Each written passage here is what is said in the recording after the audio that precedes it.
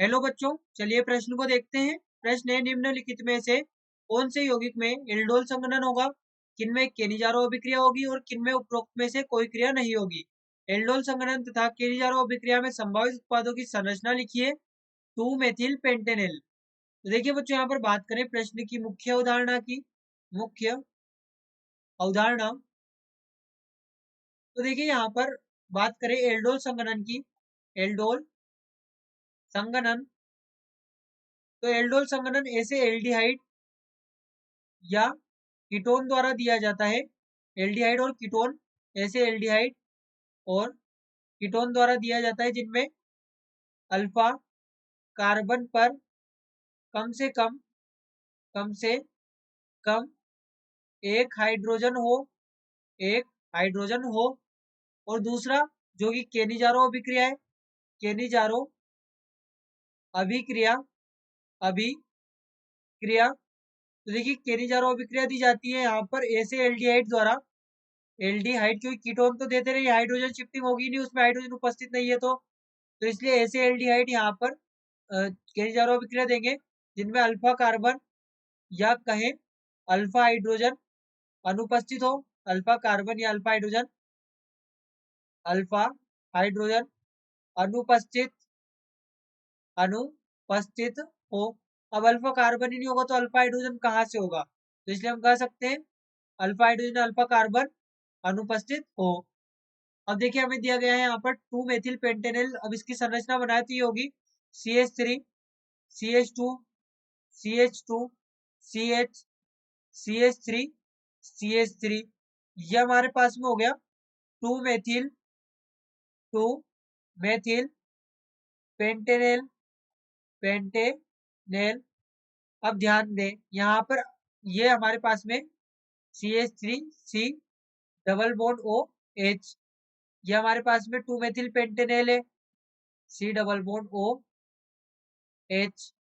अब देखिए इसमें जो ये अल्फा कार्बन है, अल्फा कार्बन पर एक हाइड्रोजन उपस्थित है, अल्फा हाइड्रोजन उपस्थित है, तो ये यहाँ पर एल्डोल अभिक्रिया देगा। एल्डोल अभिक्रिया, एल्डोल अभिक्रिया देगा। अब एल्डोल अभिक्रिया किस प्रकार से होती है, तो बच्चों यहाँ पर हम इसकी समझे जो क्रियाविधि होगी, इसकी क्रियाविधि देखें। क्रिया विधि एल्डोल अभिक्रिया की, एल्डोल अभिक्रिया, तो हम यहाँ पर एल्डोल अभिक्रिया को इस उदाहरण की जगह हम यहाँ पर जो इथेनॉल होगा हमारा, इथेनॉल के उदाहरण से समझे। उदाहरण यहाँ पर एथेनॉल का यदि हम ले लें, एथेनॉल जो कि CH2 यहाँ पर होगा, CH3 C double bond OH, CH3 C double bond OH। इसके इसके उदाहरण से हम क्रियाविधि को समझेंगे और फिर हम ये जो हमें दिया गया है 2 मेथिल पेंटेनेल, इसके उत्पाद को बनाएंगे। तो सबसे पहले हम यहाँ पर समझते हैं क्रियाविधि। तो हमारे पास में जो यहाँ पर एथेनॉल होगा CH3 C double bond OH, तो इसको हम लिख सकते हैं CH2H। इस पर देखिए अब एल्डोल अभिक्रिया होती किसके साथ में, तो ये होती है तनु क्षार के साथ। तनु क्षार यहाँ पर अभिकर्मक होता है, अभिकर्मक। तो तनुसार यहाँ पर अभिकर्मक है। तो तनुसार में हम देख लें यहाँ पर OH माइनस की जब क्रिया होगी, OH माइनस, तो OH माइनस क्या करेगा, यहाँ से इस हाइड्रोजन का निष्कासन करेगा, यानी कि ये बनाएगा CH2 माइनस, H प्लस निकला है क्योंकि, तो ये होगा C डबल बॉन्ड OH और यहाँ पर ही H2O यानी कि जल बनेगा।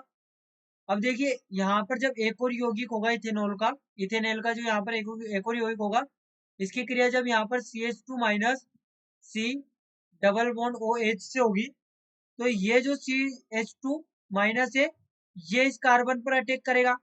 हमें पता है न्यूक्लियोफाइल की तरह व्यवहार करेगा अब ये यहाँ पे, तो ये इस कार्बन पर अटैक करेगा, इस कार्बन पर अटैक करके ये निर्मित करेगा इस प्रकार से यहाँ पर CH3CO minus CH2C double bond OH, और यहाँ पर ये हाइड्रोजन तो था ही सही, अब इसके बाद में क्या होगा, यहाँ पर इसकी क्रिया जब जल से की जाएगी, इसकी क्रिया जब जल से की जाएगी इस प्रकार से, यहाँ पर ये H2O से जब इसकी क्रिया होगी तो देखिए हमें प्राप्त होगा CH3COH और ये H CH2C double bond OH, ये हमें यहाँ पर प्राप्त हुआ है, ये हाइड्रोजन। तो देखिए यहाँ पर वापस से वही OH माइनस का निष्कासन हुआ, यहाँ से H plus plus OH minus निकला। अब वो H प्लस तो जाके जुड़ गया, बचा क्या OH माइनस, और हमने शुरुआत में भी क्या यूज किया था OH माइनस, तो वो यहाँ पर वापस से मिल गया हमें। तो देखिए यौगिक हमें ये प्राप्त हुआ। अब इसको यदि डायरेक्ट बनाए तो ये यहाँ पर इस प्रकार से होगा, ये जो यहाँ पर हाइड्रोजन होगा, ये हाइड्रोजन तो जाके जुड़ेगा इस ऑक्सीजन से, और ये कार्बन जाकर जुड़ेगा इस वाले कार्बन से। तो यहाँ पर इसी प्रकार का यौगिक हमें प्राप्त होगा, इसी प्रकार का यौगिक हमें प्राप्त होगा। तो अब हमने अभिक्रिया, यहाँ पर जो क्रिया विधि होती है वो तो समझ ली कि एल्डोल अभिक्रिया की क्रिया विधि किस प्रकार से होती है। अब हम यहाँ पर यदि शॉर्ट में देखना चाहे किस प्रकार से उत्पाद बना सकते हैं, तो उत्पाद को हम इस प्रकार से भी यहाँ पर बना सकते हैं। क्रिया विधि हमने यहाँ पर ये समझी है, तो अब हम इसी प्रकार से उत्पाद को बनाएं। तो ये जो दिया गया है CH3 CH2 CH2 CH CH3 C double bond OH, यहाँ पर इसे इस प्रकार से लिखे देखिए, ये हमारे पास में होगा, ये 3 तो कार्बन है और 7 हाइड्रोजन है, तो ये हो गया C3H7 और CH3 और यहाँ पर ये होगा C डबल बॉन्ड OH। इसी प्रकार से एक और इसका अणु ले ले, C3H7 CH3 C double bond OH, ये हमने इसी का एक और यौगिक ले लिया। अब होगा क्या, अब ये जो अल्फा कार्बन है, ये जो यहाँ पर अल्फा कार्बन है, ये अल्फा कार्बन तो जाके जुड़ेगा इस ऑक्सीजन से। मैकेनिज्म हमने समझ ही लिया और डायरेक्ट भी देख लिया कि डायरेक्ट किस प्रकार से बनाते हैं। तो ये हाइड्रोजन तो इस ऑक्सीजन से जाके जुड़ेगा, और ये जो कार्बन है, ये कार्बन इस वाले कार्बन से जुड़ेगा।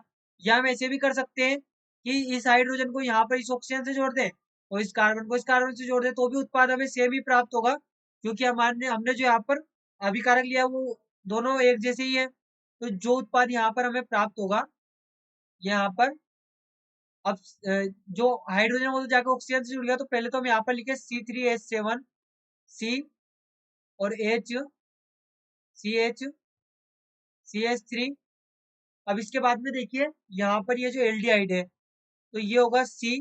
अब हाइड्रोजन आके जुड़ा है ऑक्सीजन पे, तो ये होगा OH, और ये हाइड्रोजन तो है ही सही, और इधर से ये आके जुड़ा है कार्बन जिसपे लगा हुआ है CH3 एक साइड, और एक साइड यहाँ पर हम लिख दे C3H7, और यहाँ पर इस पे लगा है एल्डिहाइड समूह, एल्डिहाइड समूह। तो ये हमारे पास में यौगिक हमें प्राप्त हुआ, जो कि हमें 2 मेथिल पेंटेनल की अभिक्रिया के दौरान प्राप्त होगा, और ये हमारी अभिक्रिया का मुख्य उत्पाद होगा। तो बच्चों आशा करते हैं आपको प्रश्न समझ आया होगा। धन्यवाद।